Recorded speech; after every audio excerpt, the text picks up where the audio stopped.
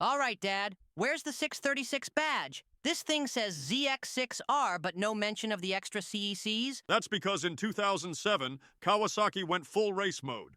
They dropped the 636 and went back to 599cc purely to compete straight up in supersport racing. So no more cheating? Just straight legal brawls at 600cc? Exactly. This gen was designed around track dominance, not street torque.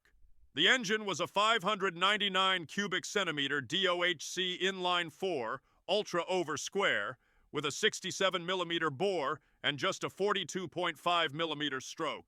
It revved like crazy. Redline was around 16,000 RPM. So it lost some mid-range but screamed up top? You got it. It made about 125 crank horsepower, but you had to keep it pinned north of 10,000 to really feel the magic.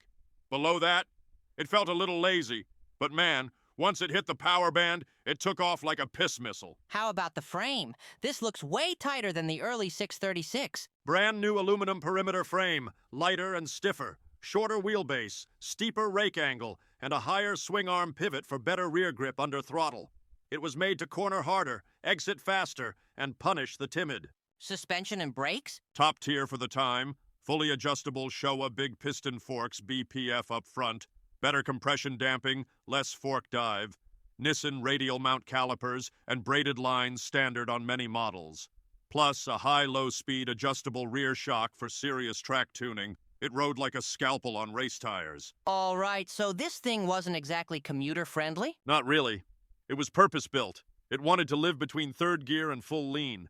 The pegs were high, the bars were low, and the gearing was tight. And this undertail exhaust? Looks sick, but doesn't that add weight? It does. But back then, undertails were the hot look. Center of gravity was a little higher, but the bikes still handled like scalpel blades. Follow Two Wheels Talk Tune for more.